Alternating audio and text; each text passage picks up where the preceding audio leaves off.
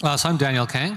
I'm a professor at UIUC, and today I'll be talking about ZKTorch, about how to compile machine learning inference to zero-knowledge proofs via parallel accumulation. But first, unless you've been sleeping under a rock, you will have known that AI is taking over the world. There's new model releases every month. So just actually in the past 6 weeks or so, O3 was announced along with the new version of Gemini 2.5 Pro, which have shown amazing performance in different domains. The issue with a lot of these models, though, is that they often change underneath us. So I'm going to give a concrete example. There have been allegations that the O1 model release, the system card accompanying the model release, did not actually describe the release version of O1. And besides that, just 2 weeks ago, OpenAI released a new version of ChatGPT, which allegedly caused potentially negative consequences to some of their users who are using their platform. And so we have no idea what's really going on underneath the hood with these model providers. So this is one reason why we care about this. I'm going to give you another example, which is the case of medical AI. So let's say I go to a doctor and I get an X-ray and I want to classify my X-ray using a approved model, let's say. Now, here I'm showing the example of, you might imagine that the correct model says one answer, but then someone can hack the system and actually just return a completely different answer. And this is obvious to see, but there's actually lots of examples of instances where model deployers will deploy models, as I said, for example, for ChatGPT, without actually understanding the consequences. And so you might not actually know what model is being run on your own data. And this can be benign. It can also be malicious. And as a model consumer, I have no idea what model or what are the guarantees of the model that was used to produce the result at hand. Now, of course, we're at ZK Summit, so this should be obvious to most of the people here that one of the ways that we can resolve some of these tensions is by using zero-knowledge proofs of machine learning model inference. And so I won't go into the details of this in too much depth, but basically, every time you return an inference from a model provider, you can attach a proof of computation saying that I ran, say in this example, an FDA-approved model for this specific, on your specific data. Okay. So that's great, but there is this issue, which is that unfortunately machine learning models are extremely expensive from a computational perspective. And so now we're stuck between this rock and a hard place. You can either have, say, general purpose technologies, but that can prove a wide variety of models, but they're unfortunately extremely slow. Or you can have these custom bespoke protocols, which are unfortunately very specialized and don't actually prove a wide range of models. And in this talk, I'll show how to start to bridge this gap. Okay, but first I'm going to talk about the two axes in the prior work before talking about ZKTorch internals, and then some benchmarks and applications if I have time left. Okay, so the first set of techniques that people have used for ZKML broadly falls under compiling ML models to general purpose ZK circuits. So you take your favorite representation of a circuit or an error or something else. So you can imagine R1CS or say Halo 2 style errors, where you basically take the computation of a machine learning model and then write a compiler from that to a general purpose circuit. Now this is obviously general because these circuits are universal, but the issue is that you can have over 100,000 times overheads with general purpose zero-knowledge proofs. And so for small models like, let's say, linear regression or say small decision trees, this can actually work just fine. But the problem is, as you get to larger and larger models, which are becoming more prevalent in our lives, I'm sure most of you guys have used ChatGPT or some other form of LLM, this 10,000 times overhead no longer becomes tenable. Okay, so then, oh nice, formatting issues. So the other approach that people have taken is you can develop custom protocols designed for specific models. And so for example, here are two such examples in the literature, ZK-CNN and ZK-LLM. Now one of the things I actually want to point out here is that this thing here, GPTJ, is actually an LLM, But by default, ZK-LLM does not support GPTJ, and this is because of the specific way the protocol is designed. Now, this isn't an inherent limitation. You could extend it, but the point I'm trying to make here is that if you want to prove a variety of different models, the prior work is unfortunately inflexible and cannot support a wider range of models, at least as currently implemented. So the key insight that we leverage to making this more general and also higher performance is that ML models, and this includes a wide range of different ML models that people actually use in practice, consist of a small number of composable computations. I'm sure everyone here has heard of matrix multiplications, but there's also some other things like different nonlinearities that can then be that if we can prove each of these individually, we can then put together to prove general purpose machine learning models and also a wide range of them. So to support this vision, we built ZKTorch, which is both extensible and high performance. The general way this works is that we have some specification of a model, and currently we support Onyx. And we built a compiler which takes this specification and compiles it down to ZKTorch layers. And then given these ZKTorch layers, we have a transpiler to what we call basic blocks, which I'll describe in detail, but these are basically cryptographic primitives. And then we have the actual prover, which then executes and creates the proof. As far as I'm aware, ZKTorch is the first proving system that supports all the MLPerf version 4.1 edge models. And it's about 6 times faster than general purpose zero knowledge proofs on LLMs. We also developed a new parallel accumulation scheme to be succinct and high performance. Okay, so now that I've talked about zero knowledge proofs and MLs in general, and a little bit about the high level of ZKTorch, I now want to talk about the internals of ZKTorch and how we accomplish this. The first and most important, the first thing that's really important is how we represent the intermediates in a machine learning model. And these are generally called tensors. A tensor is simply a floating point n-dimensional array that is used between layers of a model and also the inputs and the outputs. So roughly speaking, let's say we use ChatGPT as an example. Your text that you give to ChatGPT is turned into actually a floating point tensor, and then is passed through many layers, which produces intermediate tensors before producing the output tensor, which is then turned back into text. So these tensors are fundamental to these machine learning models. So what we do in ZKTorch is we take the original tensor, and then we quantize it, and then we KZG commit the tensor along the last axis. So here I'm showing a 2-dimensional array, but you can also imagine n-dimensional arrays where we just simply commit along the last axis. One thing I want to point out actually is that you might be worried about this quantization step. Well, it turns out that a large fraction of machine learning model inference, perhaps, it's hard to get the exact numbers, but perhaps over 95% of it is actually done using quantized weights. So this is actually standard practice today outside of ZKML. Okay, so why do we use KZG? Why do we use KZG? Well, KZG easily supports lookups and arithmetic operations. Homomorphic addition is great. If you want to add 2 KZG committed vectors, that's very, very cheap. Okay, so given the tensors, we want to now be able to perform operations over these tensors. And so we selected 20 basic blocks, which support the 61 layers that are necessary to prove the MLPerf v4.1 models. And we have a list here, so they span from arithmetic and Boolean operations. So for example, adding two tensors, as I mentioned. Table lookups for nonlinearities and scaling, implemented using a modified version of CQ. And this is for things like the ReLU nonlinearity, and also for other operations like the softmax, which are critical for modern machine learning. And then we take and then we also support matrix multiplication, shape operations to change the shape of tensors, and then also other things like sorting and max operations, which are used for some of the more specialized models like RetinaNet. One of the key primitives that we use to implement these basic blocks is what we call a poly IOP.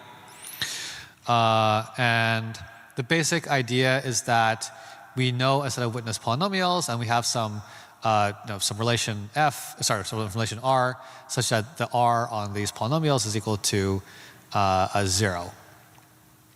So for example, this R here of this f for a Boolean check, basically to determine if all elements are 0 or 1, can simply be f of 1 times 1 minus f of 1.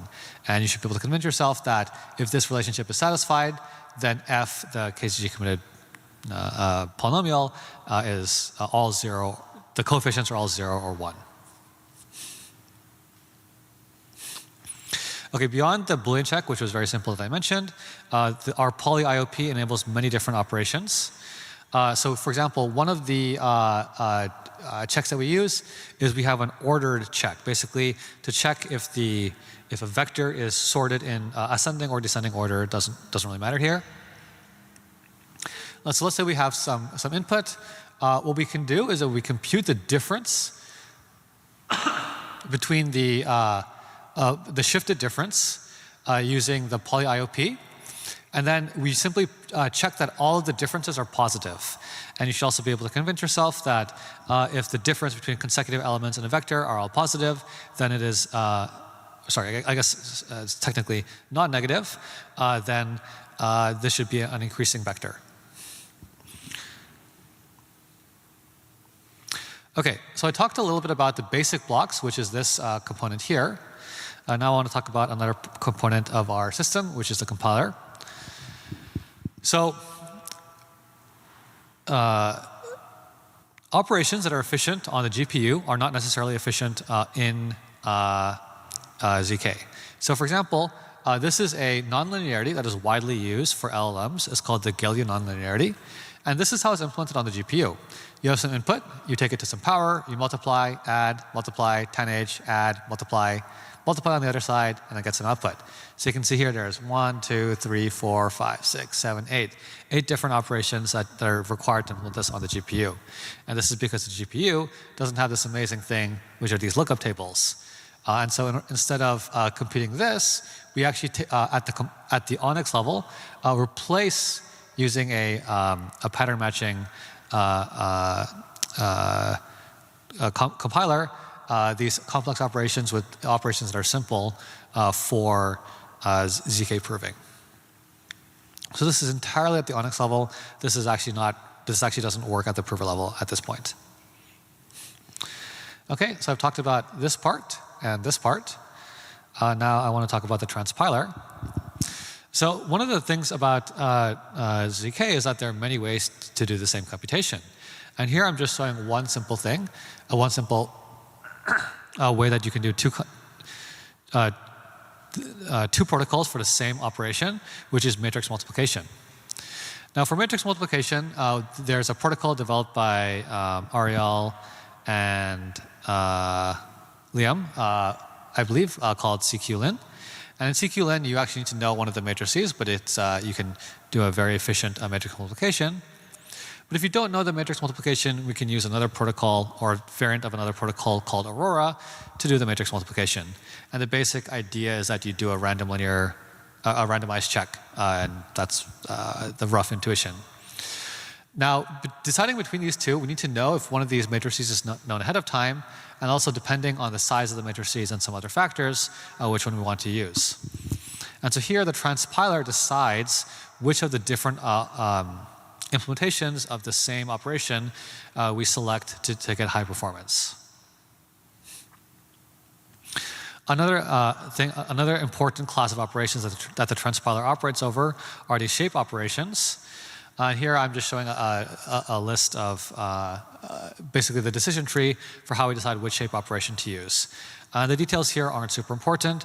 Essentially, there are many ways to basically reshape or transpose or change the shape of a tensor, and which one we want to use depends quite a bit in terms of the generality versus the efficiency trade-off here. And so we want to use the most specialized version, which is generally the highest performance version for shape operations.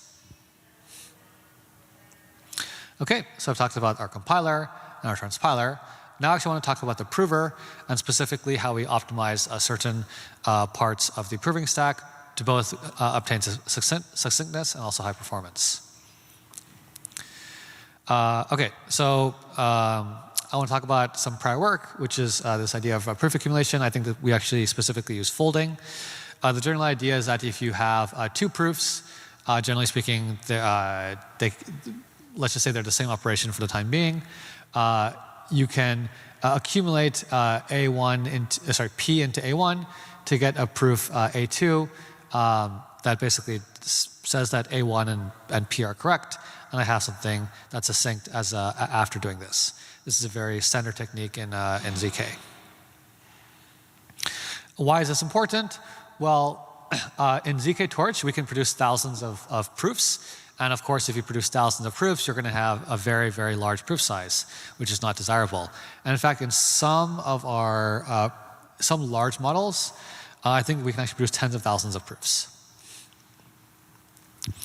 So to resolve this, we extend this prior work by Mira, by Ben Fish and some others, I believe at Yale. And by using accumulation, we can reduce the proof size by over 2,000 times. And this is again because ZKTorch can produce thousands of small proofs depending on the specific operations in the machine learning model.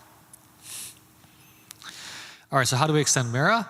Well, okay, so as far as I'm aware, there aren't really that many settings where you are producing literally tens of thousands of proofs. And so the way that this Mira does things in general is that they do this proof accumulation sequentially.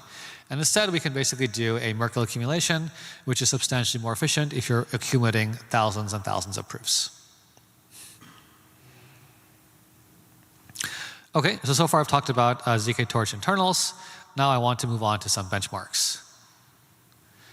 So we evaluated all the models in the MLPerf v1.4 Edge version. And the hardware that we used was this Intel processor with 64 threads and 4 terabytes of memory. The models span from LLMs to CNNs to assorted ones. And here we have RNNs and also this model called Stable Diffusion, which is used for image generation. Here I'm showing the end-to-end performance, including the proving time, the verification time, and the proof size. As we can see, we can prove all these models. The proof times obviously vary. Stable Diffusion, for example, is very, very, very large. And so it's obviously more complex. But as we can see here, the verification time is generally relatively low. And this can be reduced further using other tricks like recursive verification. And what I want to show here also is that the proof sizes are also generally low for the size of these ML models. In addition, by using Mira, we can actually produce smaller proofs.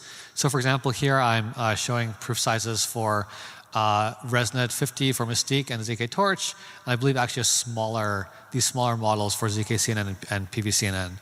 And so ZKTorch has more than 3 times smaller proving sizes, even using a larger CNN compared to prior work.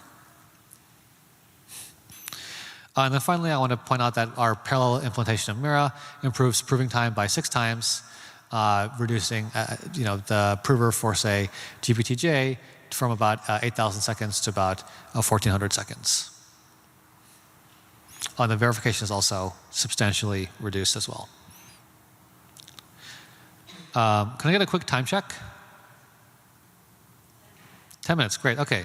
So now I've talked about generalized proofs in ML, some ZKTorch internals and benchmarks. I now want to talk about some potential applications of ZKML.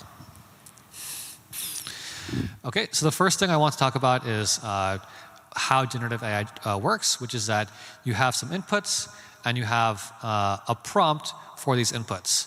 For example, I'm showing here Stable Diffusion, where we have the prompt of an astronaut riding a horse, which then generates this image here. One of the fun facts, or not a fun fact, a fun anecdote is that I visited the folks who work on Midjourney, and they actually have something in their office which actually shows the images that are generated live, and you can actually see people playing around with different prompts, especially for work when they want to get something that specifically targets what they have in mind. And so this process of going from a prompt to an image actually is a bit of an art. Now beyond image generation, this is actually also true for LLMs. As it turns out, you have to often do this thing called prompt engineering to achieve high performance using LLMs in different circumstances. So for example, this image here was generated from this fairly long prompt. The prompts can actually even get even longer than this. And let's say I wanted to generate this image. Hopefully, no one is offended by this. I would have no idea how to go about doing this. And so there's a question of how do you actually generate these complex prompts for these images that you want to be able to create from these models. Okay, so this was as of a couple of years ago, but nonetheless, there are these prompt engineering jobs that can pay up to $300,000 a year, so quite valuable. Using ZK proofs, we can take a prompt and then actually have the output, and then have a proof of the computation while hiding the input. And so this is one way that you can imagine actually proving to, say, an employer or someone else that you can actually generate high-quality images or high-quality prompts for LLMs while preserving your IP. Okay, right. So this is prompt engineering, but doing it in a provable way using zero-knowledge proofs. Okay, beyond LLMs and image generation for high performance, I also want to talk about this idea of auditing ML systems. Well, okay, first of all, why do we need audits? Well, there's many reasons. One is that there's this amazing line of work from Shafi Goldwater et al. That shows that you can actually plant undetectable backdoors in ML models, which is quite scary, which basically means that on specific inputs, the ML model can, you can make the ML model output something specific, and this is undetectable from simply looking at the weights. Now, beyond this, I showed earlier in the talk that there were allegations that the O1 model released by OpenAI, the model card accompanying it, was not actually reflective of the actual model that was deployed in production. Okay, so one of the things that zero-knowledge proofs enables is this idea of a trustless audit. And a trustless audit is exactly what it sounds like. I don't need to trust the trainer or the model provider, and I can actually be assured of some properties of this model. So one example is that I can prove that you ran an FDA-regulated model. You can also do something like proving, say, my Twitter timeline is not biased. Okay, so in order to do this, we're going to do two steps. The first is that we're going to first do a proof of training. And in this proof of training, we first commit to the training data in a way that preserves privacy.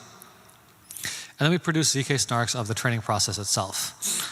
Now, obviously, today, this is too expensive to do on, say, an LLM, but you could imagine doing this using fine-tuning in a cost-efficient manner, or you can imagine also doing this on smaller models.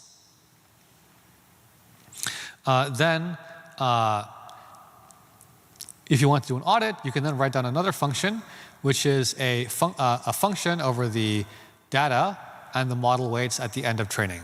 And you know that these model weights came from this data because you have this proof of training.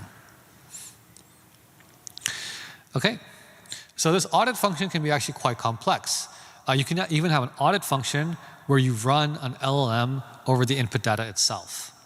So you can do quite complex things like saying, does this input data refer to some sensitive property of a user that I don't want for legal reasons or something else of this form. So yeah, so this you can actually prove that the training data isn't biased, that the model performs well, and basically any other computable property you can prove using this procedure. And I actually want to emphasize this one more time that this F can be arbitrary, and in fact, using a technique like a system like ZKTorch, you can in fact use LLMs as part of your audit, which is I think very powerful and allows you to start to do sort of these arbitrary computations over your input data. Okay, the final application I want to talk about is proof of personhood in a decentralized and trustless manner. So I'm sure everyone has seen deepfakes in some form or another. This is a simple example from Meta. And here we have this. Don't go to this website, by the way, ftxcompensation.com. These deepfakes are used by state actors to spread misinformation, tricking businesses into miswiring funds, and also scamming people on the internet. So in order to fight deepfakes, one thing you can do is use this this thing called an attested camera. An attested camera, basically, you put a trusted an enclave right on the device, say the camera, and you sign all the pixels that come off. So again, this is a well-known technique in the literature. What can you do with this? Well, the first thing you can do is that you can edit images privately. Let's say we have this very sensitive credit card information here. We can then just remove it and then prove that that edit was done honestly. Okay, what does this have to do with deepfakes? Well, one thing I can do with this technology is I can then compose it and then do privacy-preserving biometric authentication. So starting with an attested camera, I can prove that a photo, again, this is all private, was originated from a real camera. I can then perform photo editing, again using in a completely privacy-preserving way, using a zero-knowledge proof, and then actually run Face ID, again using a system like ZKTorch, and in a completely privacy-preserving way, that I'm a real person while not actually revealing, say, who I actually am. And it's going to be combined with things like zero-knowledge proofs of, let's say, government-sanctioned identities and other things of this form to really increase trust while preserving anonymity. Beyond that, I gave examples of audits. You can also, for example, audit, say, the Twitter algorithm or other algorithms for providing recommendations to your timeline. I'll just skip through that. Okay, so I'm just going to conclude. AI is becoming increasingly important, as I believe everyone is aware. And zero-knowledge proofs provide a method of doing audits over both private models and private data, which I think is very powerful. And we built a system called ZKTorch, which is extensible and also high performance. I was hoping to have this open sourced this week, but unfortunately we're going to push it back till next week. So if you want, follow me on Twitter, where we'll announce it. And I also want to briefly announce that Project VAIL is hiring. If you want to chat with Jonah about that, he's in the audience over there. And I'm happy to take any questions at this point. Thanks, everyone.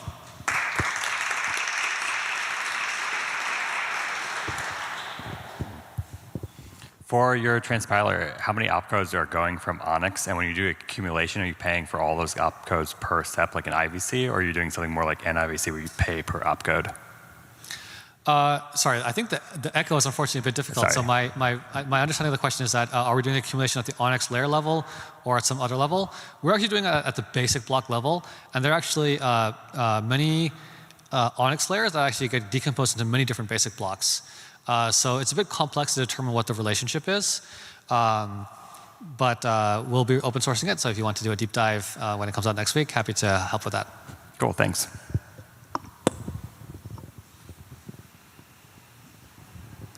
Hey, thank you for the talk. I noticed when you were talking about the benchmark stuff, you said the specs you were running was 4 terabytes of RAM for generating the proofs. Obviously, that's not feasible for a lot of individual levels. And even if, like, for example, in the example you gave, like, verify that this X-ray was passed through this model, even for like a hospital, that's just not feasible hardware. So, I mean, obviously we want to get to that point, but in the meantime, you would want to delegate that kind of computation to some kind of, third-party prover. Have you considered how, like, you would do privacy preservation in that context for obviously delegation? Yes, the question is that the hardware requirements are quite severe for this work. Are there ways that we can do delegation or other techniques to reduce this? There's a few things to say. The first thing is that purely in terms of memory, you can simply cut this down by doing, by proving, say, 1 layer at a time.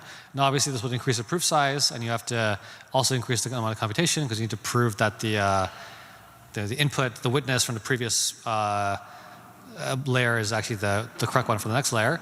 But there are ways to reduce the total memory consumption. Now, in terms of delegation, I haven't been keeping up to date with the mechanisms that allow you to do proving privacy-preserving delegation. But I'm pretty sure almost everything that we use is fairly standard and can be delegated if you want to do it in a privacy-preserving way. But I'll have to look into some of the specific details around that. We are working on next generation systems, which already are giving us 5-10x speedups over the results I'm showing here, and we're hoping to reduce the hardware requirements even more beyond that. Thanks. We got time for one more question before the break. If anyone would like to ask one. Oh, yeah, go for it. Okay, so the question is, why do we choose Mira over? Sorry, if I can can you just repeat the question for the benefit of the audience? I've read Mira, so I kind of understand, but I don't think it's obvious. Like, why did you choose Mira over the other folding scheme that are out there? Yeah, so to answer your question quite directly, it simply supported a bunch of things that we were doing already. So they fold CQ and CQ-LIN. Because that was already built into their protocol, it was just a simple thing for us to extend. There are many different choices of protocol at the different layers, and they actually result in very, very different performance characteristics. We didn't have a chance to look into others, and we're hoping to do this in the future. But as I mentioned, there are some techniques that we're already developing that can reduce the cost by 5-10x or more, and we're also looking to reduce the cost even more beyond that. And this is going to require optimization across the whole stack. All right, let's all give Daniel a hand. Thank you.